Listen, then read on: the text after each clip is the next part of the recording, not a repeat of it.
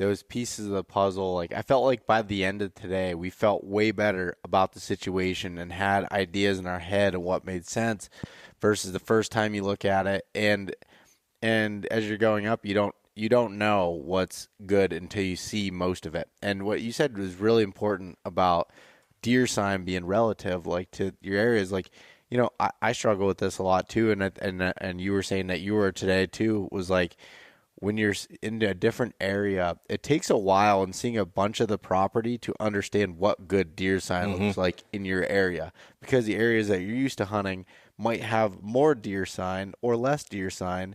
So you might say you're in an area that has less deer sign, you go to an area that has more, you think everything looks good. Yeah. And that's not good either. Yeah. Because it's more difficult to be able to figure that out. But one thing that really stuck with me from scouting this place and others, and Greg Litzinger is huge on this, is finding sign on specific topography. Like as far as on a topo line at a certain elevation, you're starting to figure out travel routes of some of these bucks based on the sign that they're leaving. And I think we found some of that today, where when we first found that one rub up towards the edge of that laurel, and then where the travel was through the laurel, that came out the same elevation as this giant community scrape that was in the middle of a saddle. And that scrape, so put that scenario on public land, and there's probably going to be a ladder stand in that saddle. Yeah, you're right. Because everyone knows about saddles. They're great, but at the same time, there's always pressure there. So how do you work off that saddle, still paying attention to it? And that's where, like, following that topography line out and finding some of these spots that are, have a little more cover, like the mountain laurel and stuff, where you can set up. There's not really a defined distance. It could be 150 yards. It could be 500 yards away, but that still plays off of that same, type of location. And I think, we were finding a lot of that. Yeah, definitely. That elevation, once we saw that, I'd say the saddle and then a trail leaving, and then that elevation at the laurel thicket made that elevation look better. The laurel thicket goes up probably 100 feet. Where do I hunt in here?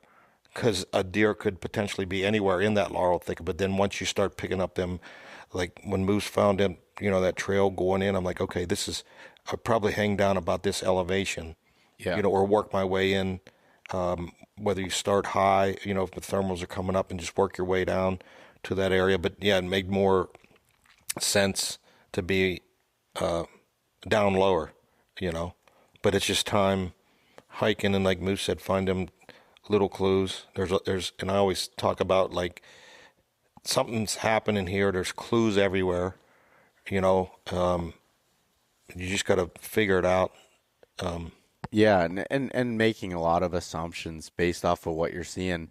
But there's such little sign that we were picking up on that I think it's easy to walk past. Like, so we found a good bed at one point towards the bottom of the laurel, and it was kind of difficult to tell if it was a buck bed or a doe bed. I mean, it was a good size. There was some hair in it, but it was wore down pretty good, and there was one bed.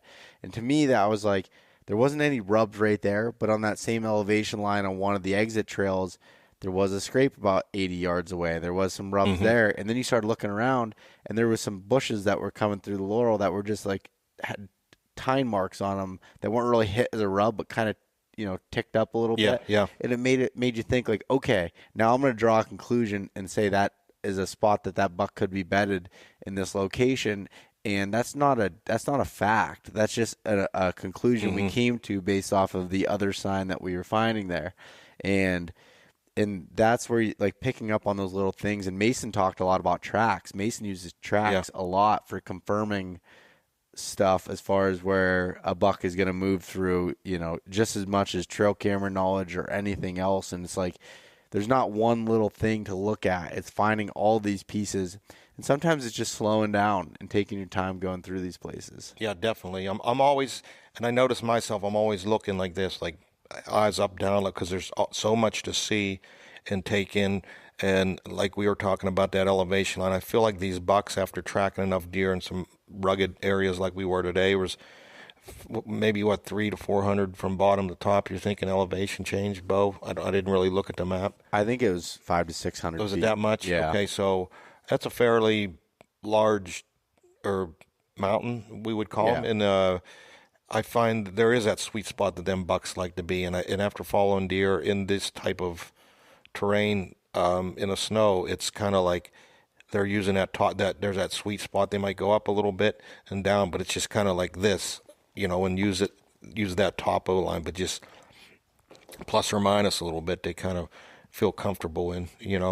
Just as a general rule of thumb. Now you can't say, oh, Johnny said this, like maybe the tops, that flat got a ton of acorns, and maybe he'll be up there. But then that's another.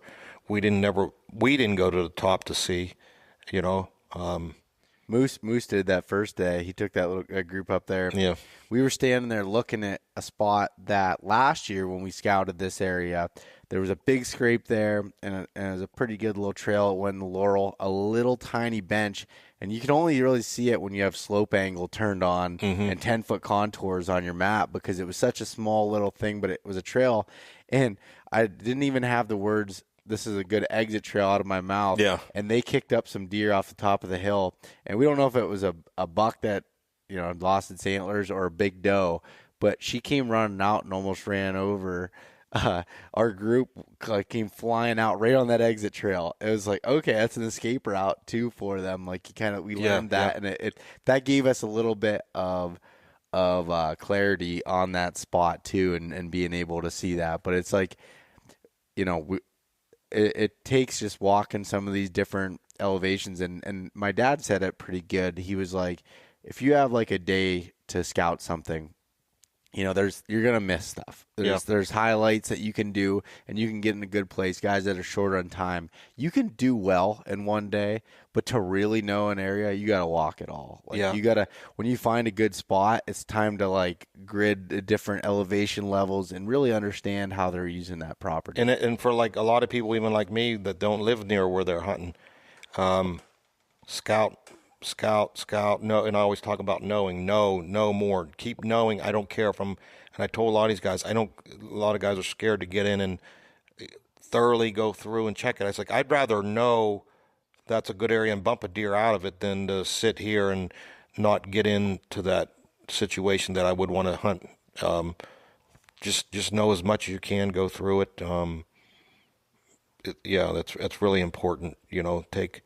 If you're going out for 2 or 3 days hunting, maybe, and I've talked about times where I would go to a piece of land and just walk, just hike, speed, hike, walk, go through it, and especially if there's a lot of hunters, they're going to usually tend to use the same stands and stuff like that. Just speed, hike through it, and take up. And I've done it, and even like in the gray light areas in the evening when deer are moving, and I'll see where guys or stands are, no deer sign, and then boom, here's I bumped a doe here, and it's like, okay, these deer, and I always say that you walking and hiking doesn't put them on edge as much as when you're a hunter and you're acting like a predator by sitting up in your stand. They can't see you, you're hidden.